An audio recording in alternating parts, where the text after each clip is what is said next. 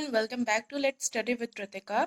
In today's video, we will discuss what is coordination and why it is called the essence of management. So before starting the video, if you haven't subscribed to my channel, तो channel को subscribe कर दीजिए, video को share करिएगा और video को like करना ना भूलें। ये आपके चैप्टर फर्स्ट का लास्ट टॉपिक है, लेकिन इसके साथ साथ कोऑर्डिनेशन एक छोटा सा टॉपिक है। इसमें आप सिर्फ पढ़ेंगे कि कोऑर्डिनेशन क्या होता है और उसके फीचर्स क्या क्या होते हैं। इसके बाद हम एक छोटा सा टॉपिक स्टार्ट करेंगे जो कि है management as an art, profession and science. उसके बाद आपका ये पूरा चैप्टर कंप्लीट हो जाएगा। तो आपके पास है कोऑर्डिनेशन।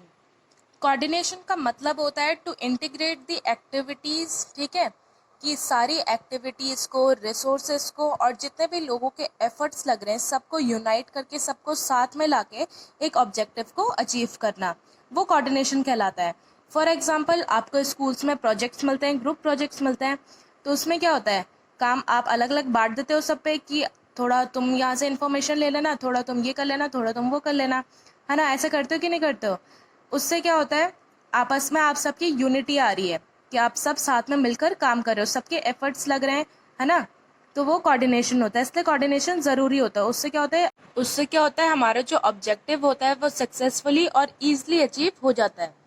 आप अदर वर्ड्स में भी इसको बोल सकते हो, अगर आपको इजी डेफिनेशन चाहिए तो आप इसे ये भी कह सकते हो कि process to establish harmony among various activities of an organization to achieve the objective, कि हार्मनी एस्टेब्लिश करना ताकि हमारी एक्टिविटीज़ क्या हो जाए, ईजिली अचीव हो जाए। सारी एक्टिविटीज़ को यूनाइट करके जब हम ऑब्जेक्टिव अचीव करते हैं वो कोऑर्डिनेशन कहलाता है।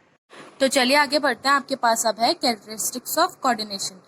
तो सबसे पहला कैरेक्टरिस्टिक आपके पास है इंटीग्रेट्स ग्रुप एफर्ट, कि कोऑर्डिनेशन की रिक्वायरमेंट तब होती है जब हमें ग्रुप एक्टिविटी का पार्ट हो, जब हमें ग्रुप एफर्ट्स लगाने पड़ते हैं, तब कोऑर्डिनेशन की जरूरत होती है, ठीक है।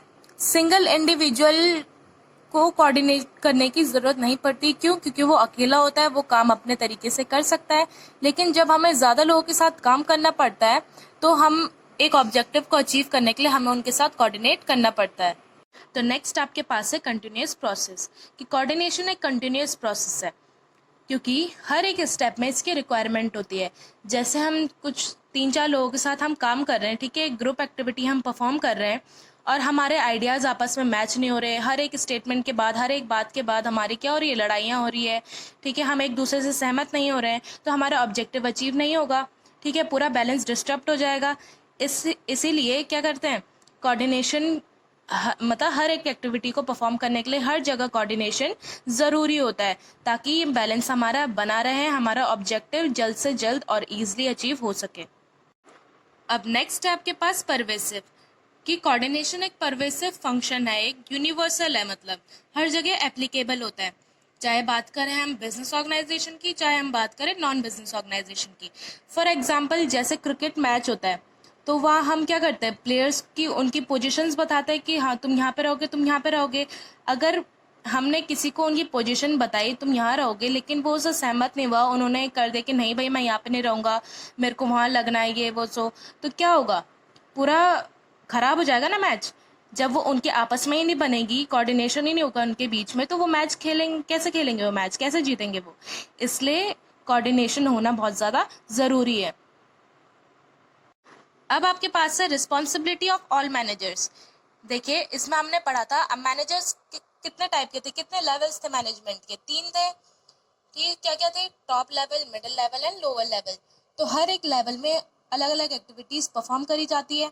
तो हर एक्टिविटीज़ जो कि इम्पॉर्टेंट होती है, सारी एक्टिविटीज़ अपने अपने लेवल में इम्पॉर्टेंट होती है, तो हर एक्टिविटी को परफॉर्म करते टाइम भी कोऑर्डिनेशन की ज़रूरत होती है। सारे मैनेजर्स को कोऑर्डिनेट करके काम करना पड़ता है, सबको ध्यान में रखना पड़ता है ये सब चीज़ें। इसलिए इसको कहा गया है कि ये रिस्पॉन्सिबिलिटी होती है हर एक मैनेजर की, चाहे वो किसी भी लेवल पे हो, टॉप पे हो, मिडिल पे हो, चाहे लोअर लेवल में हो। अब हमारे पास है कि कोऑर्डिनेशन की इम्पोर्टेंस, कोऑर्डिनेशन क्यों इम्पोर्टेंट होता है। कोऑर्डिनेशन का सबसे पहला इम्पोर्टेंस ये है कि हमारे रिसोर्सेज फुली यूटिलाइज होंगे, ऑप्टिमम यूटिलाइजेशन ऑफ रिसोर्सेज, ठीक है। कोऑर्डिनेशन में ज़्यादा से ज़्यादा ध्यान इसमें रखा जाएगा कि हमारे रिसोर्सेज की वेस्टेज कम से कम हो और फुल यूटिलाइजेशन हम उसका कर पाएँ, ठीक है। सेकेंड वो इम्पोर्टेंस आपका ये है कि इससे क्या होता है, हमारे गोल्स, हमारे ऑब्जेक्टिव बहुत जल्दी अचीव हो जाते हैं। अगर सब कोऑर्डिनेशन के साथ कोऑर्डिनेट करके काम करेंगे, सब है ना यूनाइट होके काम करेंगे बिना लड़ाई झगड़े के, सबके डिसीजन एक जैसे निकलेंगे, ठीक है, सब एक बात से सहमत हो जाएंगे, तो हमारा ऑब्जेक्टिव भी जल्दी अचीव होगा। नेक्स्ट है आपके पास improve relation in organisation. So improve relation in organisation का मतलब है जो टॉप लेवल मैनेजर्स होते हैं वो अपनी एक्टिविटीज़ को मिडिल लेवल मैनेजर्स के साथ कोऑर्डिनेट कर देते हैं, तो उनके आपस में अच्छे रिलेशन बन जाते हैं। सिमिलरली जो मिडिल लेवल मैनेजर्स होते हैं वो लोअर लेवल के साथ अपनी एक्टिविटीज़ को कोऑर्डिनेट करवाते हैं, तो उनके भी आपस में रिलेशन अच्छे हो जाते हैं। उसी तरह जो लोअर लेवल मैनेजर्स होते हैं वो अपने वर्कर्स के साथ अपनी एक्टिविटीज़ को कोऑर्डिनेट करवा देते हैं, तो वर्कर्स के साथ भी उनके अच्छे रिलेशन बन जाते हैं।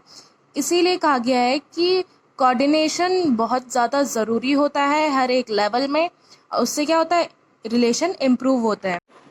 देखिए, फैसिलिटेट मोटिवेशन का मतलब है कि कोऑर्डिनेशन में एम्प्लॉयज़ को क्या कर दिया जाता है, फ्रीडम दे दी जाती है, उससे वो इंकरेज होते हैं और वो अपने इनिशिएटिव्स लेते हैं, अपने अपने डिसीजंस वो आगे रखते हैं।